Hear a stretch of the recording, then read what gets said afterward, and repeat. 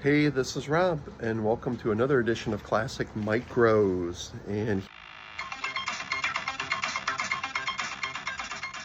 And here today we've just got our Model 3 in, and well, here's the thing. If you're shipping vintage computer equipment, please use bubble wrap. So this came via UPS, which,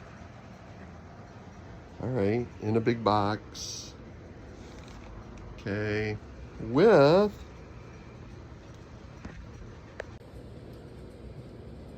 just a bunch of boxes as packing material and a tiny little piece of bubble wrap.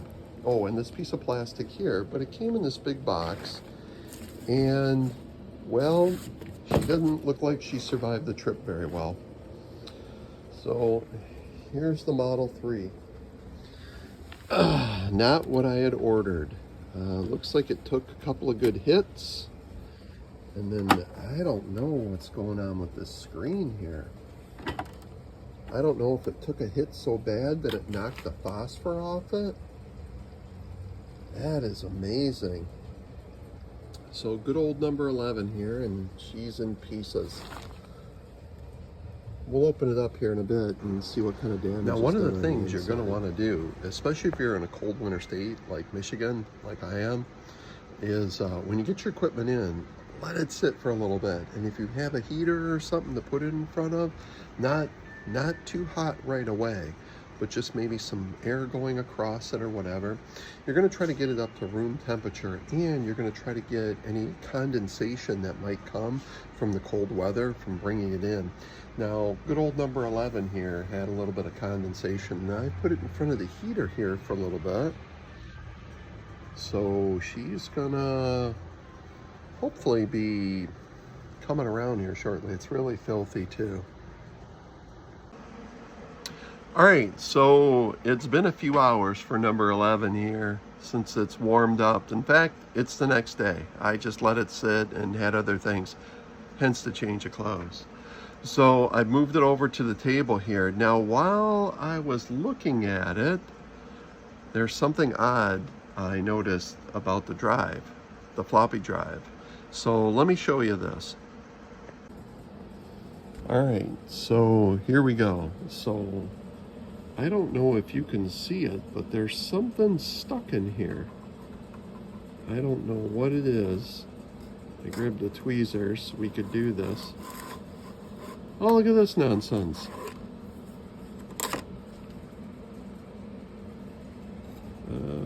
Fortress 101,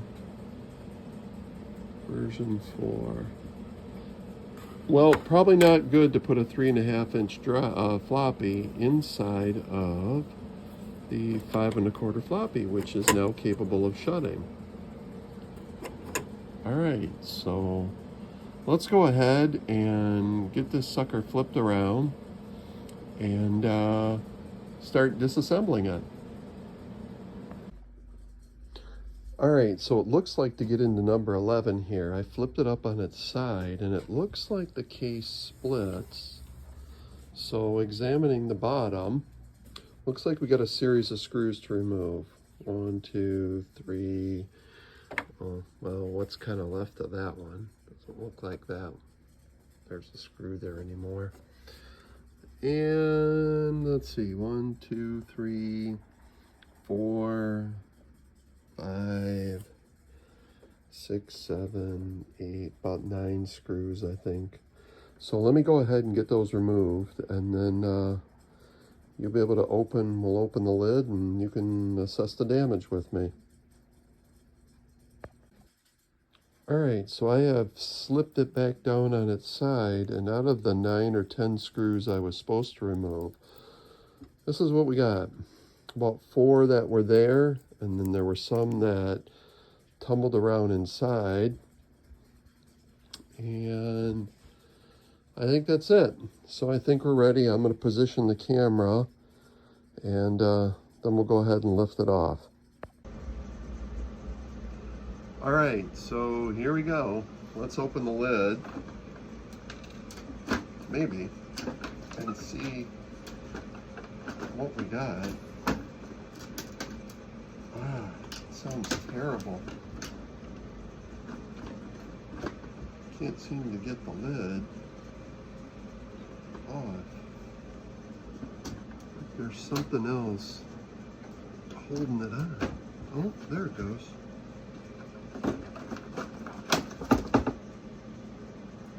Ooh, I'm seeing lots of busted glass.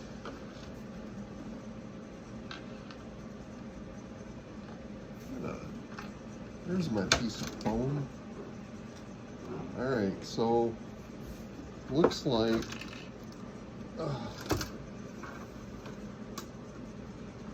what I was kind of wondering.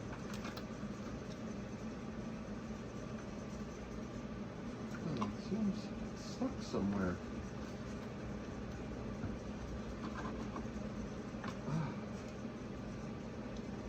Maybe a screw still holding it. Let me see.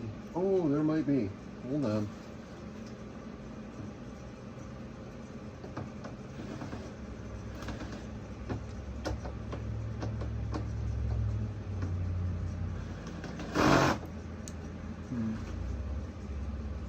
All right.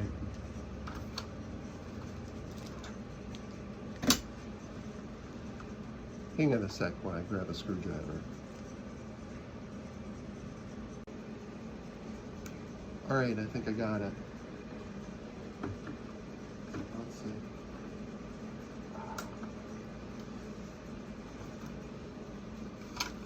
Still quite on the struggle bus with this thing. It's like a series of wires. Can't get the front to lift up.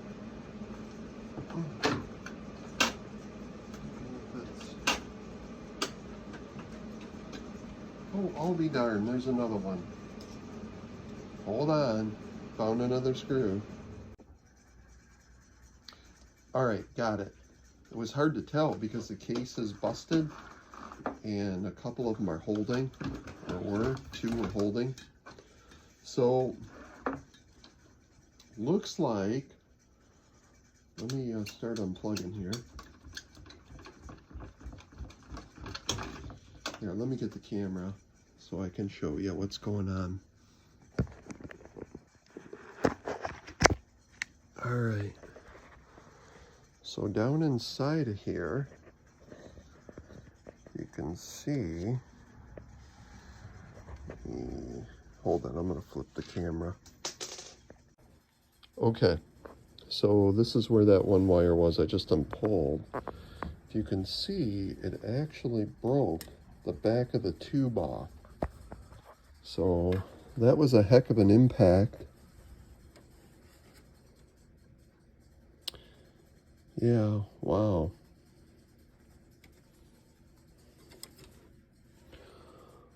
That and the case is pretty smashed up. I don't know what else really got damaged here though.